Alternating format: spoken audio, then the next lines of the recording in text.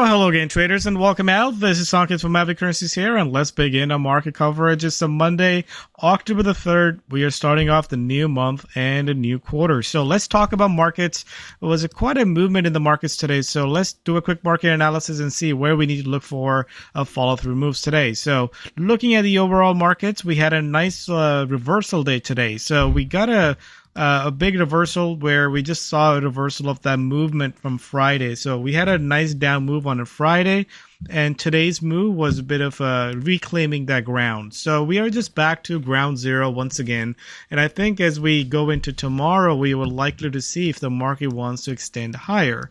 So remember, this is a very important level of support. This is June lows, and we have seen very pathetic price action at this point. I mean, we've seen a back and forth, and this price action today, even though we just have a nice full body candle, we are right back at that point here. So we can see markets try to reclaim this level and continue moving higher. So this is where whenever we get these big reversals, the big question really is if this market is really ready to move, or is this market just giving a bit of a bounce that is likely to be sold.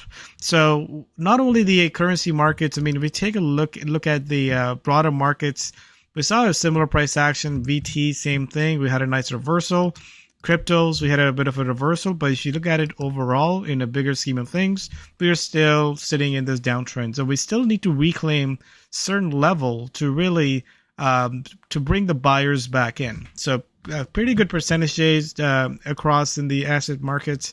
And we also saw a nice reversal in the currency market as well.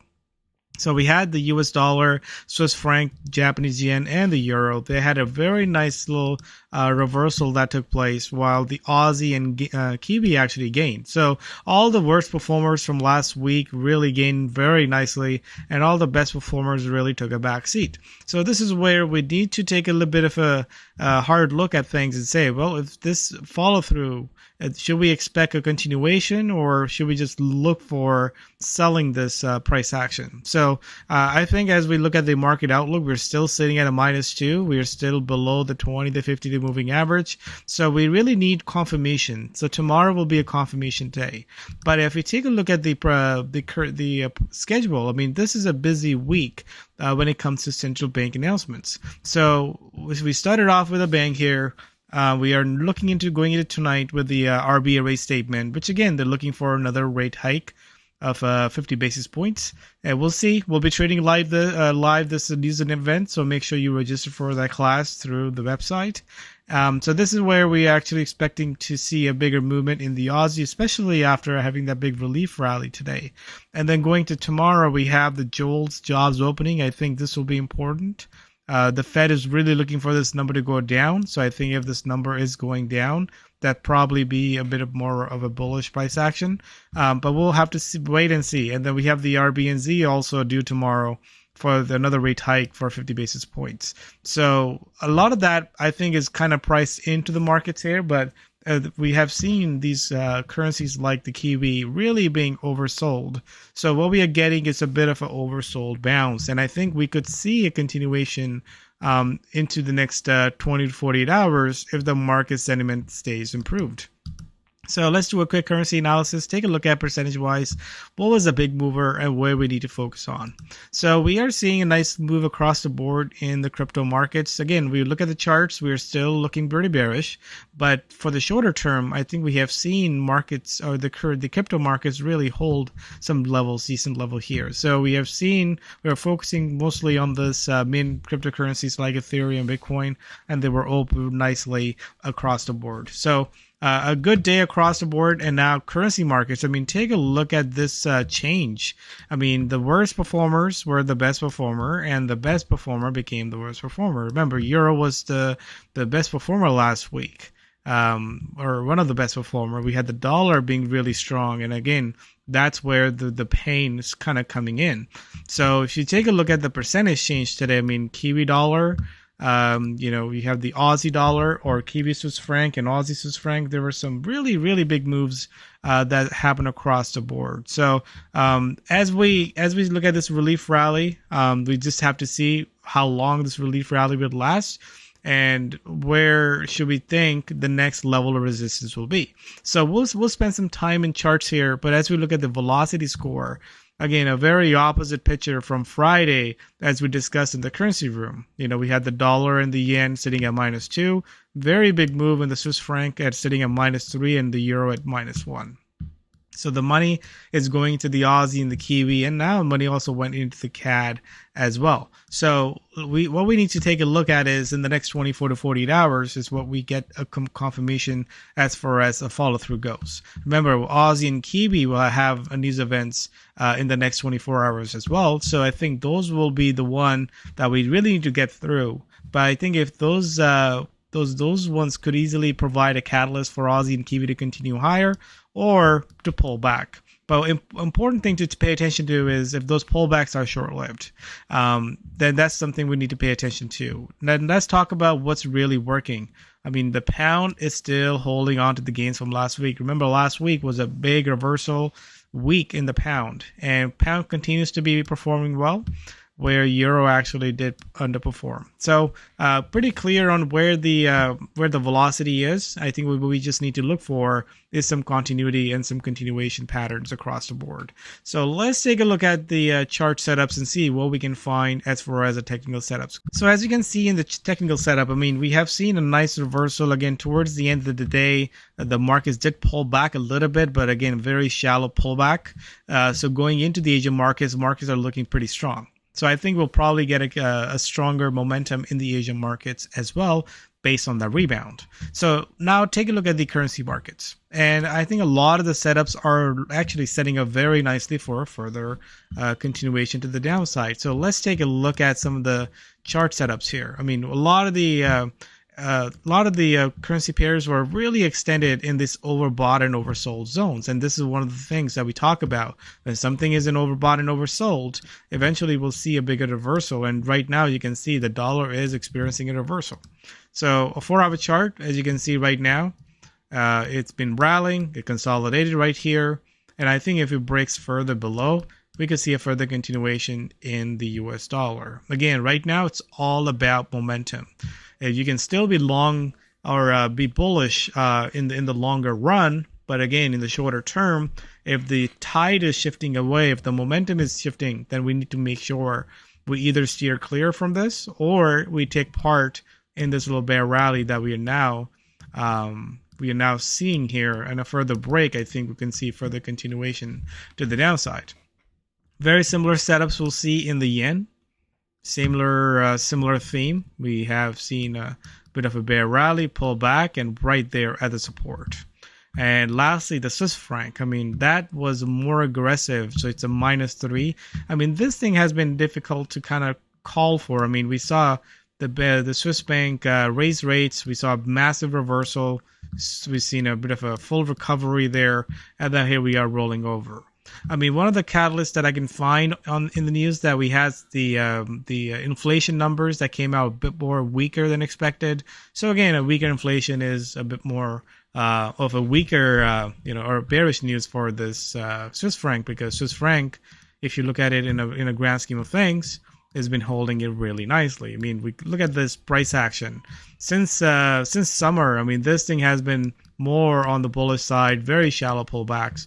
So, I mean, right now, it was sitting in the overbought level, and we're getting a nice little correction here. And after this big candlestick that we'll see across the board, what we need to see is a bit of an inside candle, but we can see some consolidation a little bit here and continue moving lower. So that's something we need to pay attention to in the next 24 hours. The setup looks pretty clean here. I think it's just a matter of finding the right timing to jump on. I mean, look at the Kiwi, looks so extended. Nice little reversal here. We still haven't recovered the Friday's candlestick to the downside, but I mean, this is where everything is so in the oversold level that we could see a further continuation if we actually start to break above those areas. So I think there's still a lot more room for this to rally higher. So let's talk about currency setups that we can find. I mean, massive move in some of the Kiwi crosses like Kiwi Swiss franc. I mean, look at the daily chart. This looks like a big reversal candle. I mean, go back in time, we really haven't seen this kind of candlestick. So this is a nice reversal candle. I mean, look at the previous candle. we got a nice little bullish candle here. So I think at this point we can expect either an inside candle or further continuation to the upside. But after a big candle like that, we need to see a bit of a pullback or maybe a stagnation or sort of a consolidation to go higher. But as you can see here, this thing has been on a downtrend pretty much starting the beginning of that last September. So as we are starting off this month here, I think if we get a little bit of pullback, I would love to see or buy into that bull pullback. But remember, we also have the RBNC tomorrow, so just be cautious here. A lot of the, again, 3% move is a big move for a currency pair like the Kiwi Swiss franc to move. So what we like to see is a bit of a consolidation to really get into it as far as continuation goes. Similar thing we can find with the Aussie Swiss franc.